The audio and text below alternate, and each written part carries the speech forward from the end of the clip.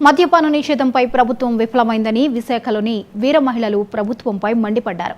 మాట తప్పను మడమ తిప్పను అన్న సీఎం మహిళలను మోసం చేశారంటూ ఆందోళన చేపట్టారు. జీవీఎంసీ ఎదుట మహాత్ముడి సాక్షిగా రాష్ట్రంలో మద్యం ఏరులై పారుతోందన్నారు. విశాఖలో జనసేన వీర మహిళలు చేస్తున్న ఆందోళనపై మరింత సమాచారం మా ప్రతినిధి కిరణ్ అందిస్తారు.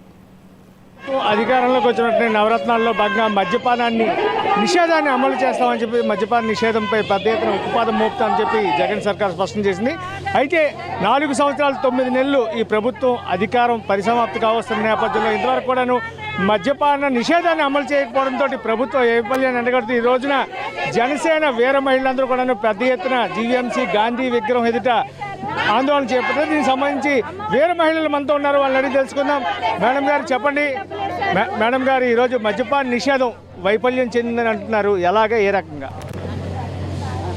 చరిత్రలో పురాణాల్లో కుంభకర్ణుడు అనే ఒక రాజు 6 నెలలకు ఒకసారి నిద్రలేసి కడుపు 6 నెలల పాటు నిద్రపోతాడండి. ఈరోజు ఈ రాష్ట్రాన్ని ఏలుతున్నటువంటి రాజు పరిస్థితి కూడా అంతే.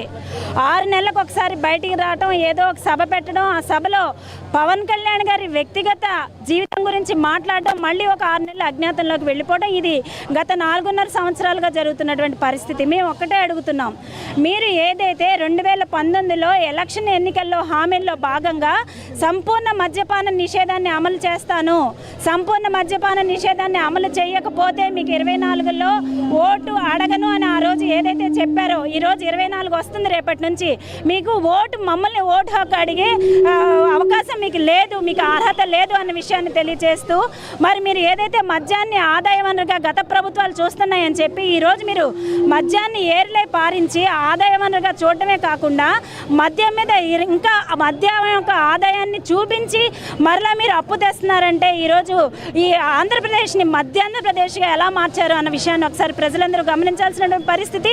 మరి ఏ కిళ్ళీ కొట్టుకి వెళ్ళినా ఒక బిస్కెట్ కొనుక్కున్నా కూడా ఆన్లైన్ పేమెంట్ ఉంటుంది. అలాంటిది ఈరోజు మద్యం షాపుల్లోకి వెళ్తే మీరు ఎందుకని డిజిటల్ ఆన్లైన్ పద్ధతిలో డబ్బులు తీసుకోకుండా చేత్తో ఎందుకు డబ్బులు తీసుకుంటున్నారు?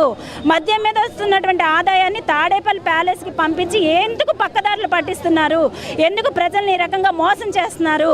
ఎందుకు మీ జే బ్రాండ్స్ మద్యం వల్ల 138 మనుషులు తను చాలించారు ఈ ఉత్తరాంధ్రలో, ఉభయ గోదావరి జిల్లాల్లో? దీనికి మీరు ఏం సమాధానం చెప్తారు? ఆరోగ్యాలు పాడు చేసుకుని మగవాళ్ళందరూ కూడా స్కెల్టన్ లాగా ఆరోగ్యాన్ని పాడు చేసుకున్నటువంటి పరిస్థితి, ఒక్కొక్కళ్ళు కూడా జీవోత్సవాలైపోయి మీ జే బ్రాండ్లు తాగి జీవోత్సవాలైపోతున్న పరిస్థితి. దీని అంతటికీ సమాధానం ఎవరు చెప్తారు? మరి రోజా అంటది మద్యం మత్తులు ఏదో 2-3 రేపులు చేస్తే ఇంత చేయాలా అంటది. ఆవిడ హోమ్ మినిస్టర్ అయితే బాధ్యత లేకుండా ఏదో మద్యం మత్తులో ఆటకెత్తనంగా ఏదో చేసేసారంటది. మా కోడిగుడ్డు మంత్రి గారు అయితే అసలు మేనిఫెస్టోలో మేము మద్యపాన నిషేధం పెట్టలేదు అంటాడు. ఏంటి అసలు మీ ఆలోచన ఏంటి? ఎందుకు మీరు నవరత్నాల్లో ఎందుకు ఇంత నవమోసాలు చేశారు? మమ్మల్ని ఎందుకు మభ్యపెట్టారు? మా ఓట్లు ఎందుకు దండుకున్నారు? మహిళలకు మీరు సమాధానం చెప్పాలని జనసేన పార్టీ నుంచి కోరుకుంటున్నాం. మీరు చెప్పండి, ఇప్పటికే ఇది ఇంప్లిమెంటేషన్ కాలేని పరిస్థితి ఉంది. ఈ రోజున రాష్ట్ర వ్యాప్తంగా కూడాను చాలామంది అనారోగ్యాలు పాలవడం, ప్రాణాల మీద తెచ్చుకునే పరిస్థితి నెలకొంది. అయితే భవిష్యత్తులో వీర మహిళలుగా ఒక జనసేన పార్టీగా మీరేం చేయబోతున్నారు? వీర మహిళలుగా మేము ప్రజల పట్ల ఎప్పుడు నుంచున్నామండి. ఏదైతే జగన్మోహన్ రెడ్డి గారు నవరత్నాల పేరు మీద పాదయాత్రలో ప్రతి మహిళలకి ముద్దులు పెడుతూ, వాళ్ళ తల మీద భస్మాసురులా చేయి పెడుతూ, వాగ్దానాలు ఇస్తూ పోతూ, నవరత్నాల్లో కూడా ఆయన మద్యపాన నిషేధాన్ని అడ్డుగా పెట్టుకుని రావడం జరిగింది. అది నమ్మి ప్రతి మహిళలు కూడా ఆయన వెంటుండి వాళ్ళు ఓట్లు వేయించడం జరిగింది. అలా ఆ నమ్మకద్రోహం చేస్తూ ఇవాళ జగన్మోహన్ రెడ్డి గారు ఆదాయం కోసం అని చెప్పి మద్యాన్ని 4-5 రేట్లు పెంచడం చేశారు. దీని వల్ల ఏముంది, అదంతా కూడా మధ్యతరగతి, బిలో తరగతి వాళ్ళందరికీ సంబంధించిన కుటుంబ వ్యవస్థ మీద, ఆదాయం మీద పడింది. ఆయన ఫ్రీగా పక్క నుంచి నేను 10,000 ఆటో వాళ్ళకి ఇస్తున్నాను, మహిళలకు 18,000 ఇస్తున్నాను, అమ్మఒడికి 14,000 ఇస్తున్నానని చెప్పారు. కానీ ప్రతి ఒక్కరికి మద్యం అలవాటు ఉంది. ఒక వ్యసనంగా ఇన్ని సంవత్సరాల నుంచి తయారైన వాడికి ఆ విచక్షణ ఉండదు. రేటు పెరిగితే నేను తాగను, అమ్మో నా కుటుంబం ఏమవుతుంది అని రోజు 4 లాగుతానే ఉంటుంది వాళ్ళకి. అలా అని చెప్పి ఆ డబ్బంతా కూడా డబుల్కి 4వ వంతు మళ్ళీ తిరిగి అది తాడేపల్లి ప్యాలెస్కి అకౌంట్లోనే జగన్మోహన్ రెడ్డి గారి అకౌంట్లో పడుతుంది.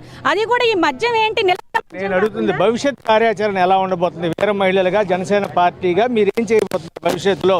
ఒకవేళ కానీ ఇంప్లిమెంటేషన్ కాకపోతే మీరు చేసిన ఆందోళన నేపథ్యం ఇంప్లిమెంటేషన్ కనుక కాలేదనుకోండి జగన్మోహన్ రెడ్డి గారి విషయంలో మేము కనుక ఖచ్చితంగా రోడ్డు మీదకి వచ్చి ధర్నాలు చేస్తారు. దీంట్లో ఆయన ఏదైతే మాట ఇచ్చి నిలబెట్టుకోలేదో, అలాగే జనసేన పార్టీ అధికారంలోకి వచ్చిన పవన్ కళ్యాణ్ గారు చెప్పారు, మద్యపాన నిషేధం పూర్తిగా చేయలేకపోయినా ఒక క్రమబద్ధీకరణలో ప్రజలు ఇబ్బంది పడకుండా, ఫ్యామిలీ ఇబ్బంది పడకుండా, వాళ్ళ ఆరోగ్యాలు ఇబ్బంది పడకుండా మద్యపాన నిషేధం నిషేధం కాకపోయినా దానివల్ల ఎట్లా అడ్వర్స్ ఎఫెక్ట్ ఉంటాయో ఒక క్రమబద్ధీకరణ దీన్ని తయారు చేస్తామని జగన్మోహన్ రెడ్డి గారు కానీ ఇది కానీ దృష్టిలో పెట్టుకోకుండా మద్యపాన నిషేధం చేయకపోయినా ప్రతి ఒక్క వీర మహిళ, ప్రతి సామాన్య మహిళ కుటుంబాల వైపు నుండి ఖచ్చితంగా మేము వాళ్ళ కోసం అండగా నిలబడతాం. Thank you madam. ఇది ప్రస్తుతం మనం చూసుకున్నట్లయితే ఏదైతే జనసేన వీర మహిళలు విశాఖపట్నం గాంధీ విగ్రహం ఎదుట ఏదైతే జగన్ సర్కార్ ఇచ్చినటువంటి హామీ అమలు కాకపోవడంతో మద్యపానాన్ని పెద్ద ఎత్తున రాష్ట్రంలో ఏర్లై పారుతున్న నేపథ్యంలో వీళ్ళందరూ కూడా ఆందోళన బాటపడ్డారు. ఖచ్చితంగా తమ పార్టీ అధికారంలోకి వస్తే, జనసేన టీడీపీ అధికారంలోకి వస్తే మాత్రం ఖచ్చితంగా మద్యపానాన్ని దశల వారీగా నియంత్రించలేకపోయినా సరే మహిళల్లో ఒక చైతన్యాన్ని తీసుకొచ్చి ప్రజల్లో ఈ మద్యపానాన్ని దూరం చేసేందుకు సాయశక్తిలా కృషి చేసేందుకు జనసేన సన్నద్ధంగా ఉందని చెప్పి వీర మహిళలు చెప్తున్నారు. Cameraman Rajasekhar, Kiran Kumar, 99 TV Vizag. ఇవి ఇప్పటివరకు అప్డేట్స్. మరిన్ని అప్డేట్స్తో మళ్ళీ కలుద్దాం.